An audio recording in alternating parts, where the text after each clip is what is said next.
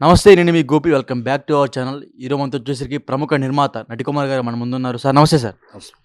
Sir ఆంధ్రప్రదేశ్‌లో రాజకీయాలు మొత్తం ఒక రసవత్తరంగా అయితే మారిపోతున్నాయి. అదే క్రమంలో కడప నుంచి ఈసారి కాంగ్రెస్ పార్టీ ఎవరైతే నాయకురాలు ఉన్నారో షర్మిల గారు డైరెక్ట్‌గా పోటీ తీస్తున్నారు. అదే క్రమంలో వైఎస్ఆర్‌సీపీ నుంచి సొంత తమ్ముడు అవినాష్ మీద పోటీ చేస్తుంది. అసలు వీళ్ళిద్దరి మధ్య పోరు ఎలా ఉండబోతుంది? ఊరంటే రాజన్న బిడ్డగా ఆమెకు సపోర్ట్ ఉంటుంది. ఆమెకు అన్యాయం జరిగింది కాబట్టి వైఎస్ అవినాష్ రెడ్డి గారి మీద ఆల్రెడీ సిబిఐ కేసు ఉంది, అభియోగం ఉంది, జగన్మోహన్ రెడ్డి గారికి యాంటీ ఉంది. కనుక రాజన్న బిడ్డగా షర్మిలమ్మని నమ్ముతారు. షర్మిలమ్మ ఎంపీగా గెలుస్తుంది అనుకుంటున్నాము. అవినాష్ డౌట్ మరి ఇంకా అవుట్ అని ఏం లేదు. ఆయన ఆల్రెడీ అభియోగం ఆయన నిరూపించుకోగలగాలి. సిబిఐ ఒక కేసు రిజిస్టర్ చేసింది. ఆ సిబిఐ కేసులో తప్ప కాదా అనేది నిరూపించుకోగలగాలి. దాని మీద మొత్తం కడప ప్రజలు ప్రశ్నించుకుంటున్నారు. ఆయన అవినాష్ రెడ్డి గారికి జగన్మోహన్ రెడ్డి ఎందుకు సపోర్ట్ చేస్తున్నాడు? అసలు ఏమీ లేనప్పుడు నా తమ్ముడు మా రాజశేఖర రెడ్డి గారు ఒకటి గుర్తు చేసుకోవాలి. నా తమ్ముడు నిజాయితీపరుడు, నేను సిబిఐ విచారణకు నేను రెడీగా పూర్తిగా సహకరిస్తానని చెప్పాలి. అలా చెప్పట్లేదు ఆయన. రాజశేఖర రెడ్డి గారు ఒక మాట గుర్తుంది అసెంబ్లీలో, పరిటాల రవి గారి మర్డర్లో నా కొడుక్కి తప్పు ఉంది అని తేలితే, ప్రమేయం ఉంటే మీరు సిబిఐ విచారణగా దేశం నడి రోడ్డు మీద ఉరి తీసుకోండి, కానీ సిబిఐ విచారణ వెయ్యండి అని చెప్పి స్వయంగా ఆయన అడిగాడు. అది ధైర్య సాహసి. కనుక దాన్ని ఆయన కప్పుపుస్తున్నాడు. కాబట్టి ఆయన ఇప్పటికీ ఏం చెప్తే కడప ప్రజలకు తెలుసు అంటున్నాడు. కడప ప్రజలకు అయితే మరి నాకైతే కడప ప్రజలకు తెలుసు అంటే ఏం తెలుసు అర్థం కావట్లేదు. కనుక ఎవరికి తెలిస్తే వాళ్ళకి ఓటేస్తారు. అంటే ఈసారి కడపలో త్రిముఖ పోరు ఉండబోతుందా, లేకపోతే దిమ్ముక పోరు ఉండబోతుందా? ఇద్దరికే పోటీ ఉండొచ్చు. టీడీపీ పోయినట్టేగా. టీడీపీ పోయినట్టనే ఉండదు, కానీ ఎప్పుడు టీడీపీ అక్కడ లేదు. అంటే ఓట్ పర్సెంటేజ్ మొత్తం ఇప్పుడు ఎటు వెళ్ళిపోద్ది అంటారు? టీడీపీ ఓట్ పర్సెంటేజ్ మొత్తం అవినాష్ రెడ్డికి వెళ్ళిపోద్ది, షర్మిలకి వెళ్ళిపోద్ది. శరణమ్మకి ఆంధ్రాలో కాంగ్రెస్ పార్టీకి అసలుకి ఓటింగ్ పర్సెంటేజ్ లేదు ప్రస్తుతం అయితే. అలాంటప్పుడు షర్మిల గారు ఎందుకు గెలుస్తారంటారు? తెలంగాణలో మునుగోడుకి ఎన్ని ఓట్లు వచ్చాయి? మునుగోడులో 20,000 ఓట్లు వచ్చాయి. హుజూర్ నగర్లో ఎన్ని వచ్చాయి? 3,000 ఓట్లు వచ్చాయి కదా. బై ఎలక్షన్ అప్పుడు మరి ఆ కాంగ్రెస్ పార్టీ మరి గవర్నమెంట్ ఎలా ఫామ్ చేసింది? రాజకీయాల్లో 1% ఉన్న ఓట్ బ్యాంకు 45%కి వెళ్ళి ఓట్ బ్యాంక్ గెలిచిన త్రిపురలో 1% ఉన్న ఓట్ బ్యాంకు గ్రేట్, ఒక్క సీటు ఉంటే వాళ్ళు ఈరోజు బీజేపీ పాలిస్తున్నారు. మీకు రాజకీయాల్లో ఓట్ బ్యాంకు లేదు అని అనకండి. దేశ రాజకీయాలు శాసించిన కాంగ్రెస్ పార్టీ, 135 సంవత్సరాల చరిత్ర ఉన్న పార్టీ, రాహుల్ గాంధీ గారి సారథ్యం ఉన్న పార్టీ, రాజన్న బిడ్డ శరమలంబ పోటీ చేస్తున్న పార్టీ. కనుక పార్టీలో 100% ఈసారి 16% ఓట్ బ్యాంక్ చీలుస్తున్నామే. 16% రాసుకోండి ఈరోజు. ఓన్లీ కడపలోనే లేకపోతే ఆంధ్రప్రదేశ్ మొత్తం? ఆంధ్రప్రదేశ్లో మోర్ దెన్ 5 ఎంపీ సీట్స్లో, మొత్తం 20 ఎమ్మెల్యే సీట్స్లో, 20 ఎమ్మెల్యే సీట్స్లో 2 ఎమ్మెల్యేలు గెలవచ్చు, 4 ఎమ్మెల్యేలు గెలవచ్చు. జనసేనకి అంత ఓట్ పర్సెంటేజ్ రాలేదు లాస్ట్ టైం. మీకు కాంగ్రెస్ పార్టీ 48% నుంచి వచ్చిందండి. 48% నుంచి వైసీపీ డౌన్ఫాల్ అయింది. వైసీపీ వల్ల డౌన్ఫాల్ అయింది. వైసీపీకి ఇప్పుడు పర్సెంటేజ్ తగ్గుతుంది, కాంగ్రెస్కి వస్తుంది. అంతే తప్ప మీరు కాంగ్రెస్ని తక్కువ అంచనా వేయొద్దు. కాంగ్రెస్లో మీరు 2 ఎంపీలు గెలిచినా ఆశ్చర్యపోయే విషయం లేదు. అంటే లాస్ట్ టైం కాంగ్రెస్ పార్టీకి 100 కన్నా తక్కువ ఓట్లు వచ్చినాయి. లాస్ట్ టైం వదిలేయండి, ఇప్పుడు చెప్పండి. గత చరిత్ర వద్దు, ఈ చరిత్ర చెప్దాం, అంతే కదా. ఇప్పుడు రేవంత్ రెడ్డి గారు ఎలా సీఎం అయ్యారు అంటే, నేను సీఎం అవుతారని నేను షర్మిల గారు అని చెప్పట్లే.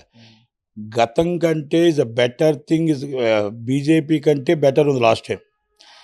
ఇప్పుడు బీజేపీ కంటే ఇప్పుడు కూడా బెటర్ వస్తుంది ఓట్లు వస్తుంది. బీజేపీ కంటే బెటర్ వస్తుంది. ప్లస్ సింగిల్గా సిపిఎం సిపిఐ ముగ్గురు కలిసి కదా చేస్తున్నారు వాళ్ళు. ఇస్ ద బెటర్ థింగ్ వస్తుంది. ఎమ్మెల్యేస్ కూడా 4-5 గెలిచి ఎమ్మెల్యేస్ అవకాశాలు ఉన్నాయి. కాంగ్రెస్ పార్టీ అనేది 100% మీకు ఈ ఛాన్సెస్ ఉన్నాయి. మీరు ఇంకా వేరే పార్టీల నుంచి కూడా జాయిన్ అయ్యే అవకాశాలు ఉన్నాయి. మీకు రేపు ఏప్రిల్ 26 లోపల కొన్ని పెను మార్పులు జరుగుతాయి. కాంగ్రెస్లో పెను సంచలనాలు వస్తాయి. కంపల్సరీ మీకు చాలా మీ ఊహించడానికంటే కాంగ్రెస్ పార్టీ అక్కడ బెటర్ థింగ్ పర్ఫార్మెన్స్ ఉంటుంది. మీకు ఎంపీ సీట్ కన్ఫర్మ్ శర్మిలం గెలుస్తుంది. అంటే లాస్ట్ టైం కూడా బాబాయి ఎదురు తిరిగాడని జగన్మోహన్ రెడ్డి గారు బాబాయిని పంపించేశారు కోటలతో. అదే విధంగా షర్మిల మీద కూడా అట్లా జరిగే అవకాశాలు ఉన్నాయా? చిన్న మాట అంటే బాబాయిని బయటకు పంపించడం మీకు తెలుసా? అక్కడ బయట ఆరోపణలు, అక్కడ జరుగుతున్న వ్యాఖ్యలు ఏ జరుగుతున్నాయి సార్? సిబిఐ విచారణ జరుగుతుంది. ఎవరు చేశారు ఏంటనేది దేవుడికి తెలుసు, నాకు తెలుసు, మీకు తెలుసు అన్నట్టు. దేవుడికి తెలుసు, సిబిఐకి తెలుసు. చేసిన వాళ్ళు అప్రూవర్గా మరి చెప్తున్నారు కదా. ఏమండి, అది సిబిఐకి తెలుసు, దేవుడికి తెలుసు. అప్రూవర్గా మారాయి కదా అప్రూవర్గా మన నిజమని ఎవరు చెప్తారు? అది నిజమని చెప్పలేం కదా. అని మనం ఏంటంటే ఇన్వెస్టిగేషన్లో ఉండేటప్పుడు మనం ఒకరి మీద అభియోగం వేయకూడదు. ఇది ఇన్వెస్టిగేషన్ కనుక సరిమలమ్మ గెలుస్తుంది.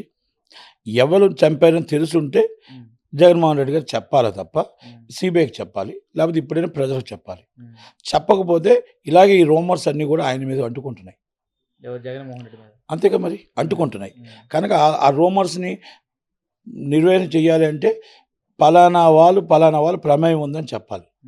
చంద్రబాబు ప్రమేయం ఉంది, జగన్మోహన్ ప్రమేయం కాదు. ఎవరు ప్రమేయం ఉందో మీకు ఇంటెలిజెన్స్ రిపోర్ట్ ప్రకారం తెలిసి ఉంటుంది. మీరే అన్నారు దేవుడు తెలుసు నాకు తెలుసు అని. మీకు తెలిసి చెప్పండి బయటికి. మీరు చెప్పకపోతే కన్ఫ్యూజన్ ఉన్నారు జనాలు.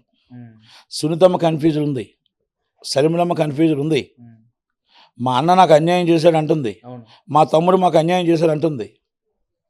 కనుక ఒక్కసారి ఏం జరుగుతుంది, ఈనాటి గొడవలు కావు.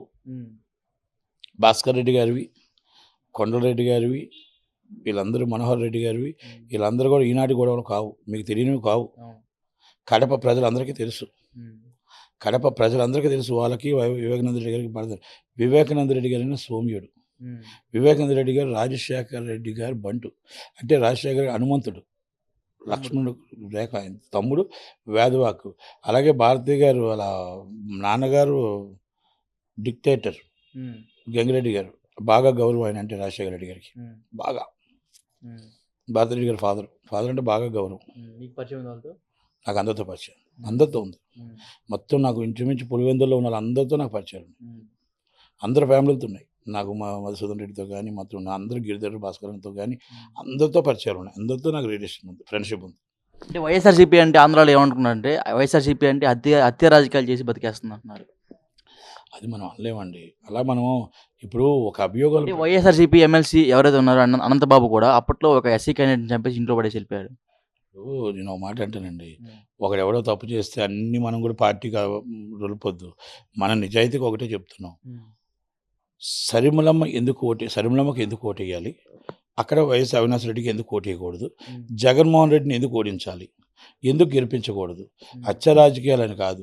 ఆయన అడ్డు పెట్టుకొని కొంతమంది రౌడీ రాజకీయం చేస్తున్నారు, ఆయన అడ్డు పెట్టుకొని భూ కబ్జాలు చేస్తున్నారు, ఆయన అడ్డు పెట్టుకొని కొన్ని చాలా అరాచకాలు జరుగుతున్నాయి. కనుక ఇలాంటి రాజ్యం మనకు అవసరమా? మనకు రాజధాని లేని రాష్ట్రం మనకు అవసరమా?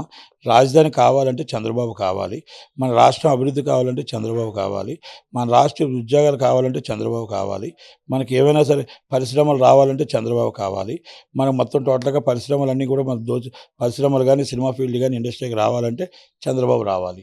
ఎందుకంటే ఈ 5 సంవత్సరాల నుంచి ఆయన ఫెయిల్ అయ్యాడు కాబట్టి పోలవరం కట్టాలంటే చంద్రబాబు రావాలి. ఫెయిల్ కాలేదు సార్, జాబ్ చాలా ఇచ్చాడు, వాలంటీర్ ఇచ్చాడు, అన్ని జాబులే కదా. వాలంటీర్ జాబ్స్ ఇచ్చారు, సచివాలయం జాబ్స్ ఇచ్చారు, అన్ని జాబులే కదా. ఏది వాలంటీర్ జాబ్ అవన్నీ జాబులే. బాగానే చెప్పారు. అంటే మినిమం మన కుటుంబంకి ఎంత అవుతుంది ఖర్చు, మన కుటుంబానికి ఎంత అవుతుంది? జాబ్ చేసే వాళ్ళకి తెలియదు అంటారా? మాత్రం జాబ్ చేసే వాళ్ళకి మినిమం టు మినిమం 15,000 స్కాలర్షిప్ ఉండాలి. 15,000 అంటే అదే జాబ్ చేసే వాళ్ళకి తెలియదు అంటారా? జాబ్ తెలియ వాళ్ళకి చేయకపోతే పరిస్థితులు బాగులేక ఆ డబ్బులైనా వస్తే మనకు పర్మిట్ అవుద్ది. రేపు ఫ్యూచర్ జగనన్న అలా అవుతుంది, రేపు చంద్రబాబు గారు మనకి ఇంకా పెంచుతారు ఒక ఆలోచనతో చేస్తున్నారు. తప్పదు కదా, ఇంట్లో ఖాళీగా అయితే కూర్చోలేరు కదా, ఊరు వదిలేసి అయితే వెళ్ళలేరు కదా. అందరిలాగా బెంగళూరులో హైదరాబాద్లో పరిగెట్టలేరు కదా. మొత్తం రాష్ట్రమే బెంగళూరు, ఊరు వదిలి పరిగెట్టలేదు కదా. కొంతమంది రాష్ట్రం వదిలి వెళ్తారు, కొంతమంది రాష్ట్రంలోనే చావరేవో నా తల్లిదండ్రుల దగ్గర ఉందామని ఉంటారు. తప్పదు, ఏం చేస్తారు వాళ్ళు? మనం ఇచ్చే 6,000 జీతం ఎక్కడ సరిపోద్ది, మనం ఇచ్చే 7,000 జీతం ఎక్కడ సరిపోద్ది, మనం ఇచ్చే 10,000 జీతం ఎక్కడ సరిపోద్ది? ఈరోజు ఒక సిలిండర్ కొనాలంటే 1,200, ఈరోజు మన పప్పు కొనాలంటే 250 రూపాయలు, బియ్యం కొనాలంటే 80 రూపాయలు, కిరసనాలు కొనాలంటే పెట్రోల్ కొనాలంటే 110 రూపాయలు, మీ డీజిల్ కొనాలంటే 100 రూపాయలు. ఇవన్నీ ఎక్కడి నుంచి ఎలా తీసుకొస్తాం?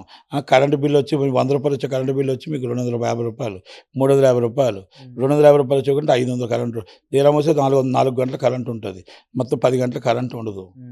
రోడ్లు చూస్తే బండి తీసుకొని 2 వీలర్ తీసుకొని రోడ్డు మీదకి వెళ్తే రిపేరు, ఆ పక్కన మెకానిక్ షాప్కి తీసుకెళ్తే మళ్ళీ అది 3,000. మీరు ఇచ్చే 3,000 పెన్షన్, బండికి 3,000 పెన్షన్ అయిపోతుంది. ఆటో వాడికి 10,000 వేస్తే ఆటో వాడు తీసుకొస్తే పక్కన ఆపితే చలానా, ముందెళ్తే చలానా, వెనకెళ్తే చలానా, రోడ్లోకి వెళ్తే గదుగులో పడిపోయి మెకానిక్ షాపు, అది సంవత్సరానికి 60,000. 60,000 ఇంటూ 10,000 తీస్తే 50,000 రూపాయలు డెప్సిట్. ఆఖరికి ఆటోని తీసుకెళ్ళి సెట్కు అమ్ముకుంటున్నాడు. ఆ పరిస్థితులు ఉన్నాయి. ఇది వాస్తవా కాదా? ఇది నిజం కాదు, నట్టుకుమార్ చెప్పింది తప్పు అంటే జగన్మోహన్ రెడ్డి గారు కోటేయండి. ఆల్రెడీ కరెంటు బిల్లు కరెక్ట్గా రేట్లు పెరగలేదు, కరెక్ట్గా 24 గంటలు కరెంట్ వస్తుందంటే జగన్మోహన్ రెడ్డి కోటేయండి. నిజంగా పోలవరం ప్రాజెక్టు పూర్తి చేశాడు, పోలవరం ప్రాజెక్టు చేసిన దాత జగన్మోహన్ రెడ్డి అనుకుంటే ఓటేయండి. నిజంగా ప్రాజెక్టులు తీసుకొచ్చి నీళ్ళు ఎండిపోలేదు, రైతులకి మోటార్ బిగిస్తే లంచం లేదు, మోటార్ బిగిస్తే ఏమీ లేవు, కరెంటు బిల్లులు లేకుండా కరెంటు 24 గంటలకు వచ్చి రైతు సస్యామలంగా బతుకుతున్నాడు అని అనుకుంటే ఓటేయండి జగన్మోహన్ రెడ్డికి. నేనేమన్నా రోడ్లు పర్ఫెక్ట్గా ఉన్నాయి, రోడ్లు చూస్తే సూపర్గా ఉన్నాయి, ఏ బండి గతుకుల్లో కూడా పడకుండా స్ట్రేట్గా వెళ్ళిపోతుంది, విమానం వెళ్ళినట్టు వెళ్తుంది అనుకుంటే జగన్మోహన్ రెడ్డికి ఓటేయండి. నేనేమంటున్నానంటే ఉద్యోగాలు వచ్చాయి, 13 లక్షల కోట్లు ఎక్కడ తెచ్చాడు, ఎలా తెచ్చాడో, ఏం తెచ్చాడో, 13 లక్షల కోట్లు ఎక్కడెక్కడ పరిశ్రమలు పెట్టాడు, ఎన్ని లక్షల ఉద్యోగాలు ఇచ్చారో అమర్నాథ్ గారు చెవులో చెప్పాడో బయట చెప్పాడో తెలియదు, కానీ ఆయన నిజంగా 13 లక్షల ఉద్యోగాలు 13 లక్షల కోట్లు వచ్చుండి పరిశ్రమలు వచ్చుండి నిజంగా ఉద్యోగాలు వస్తే ఓటేయండి.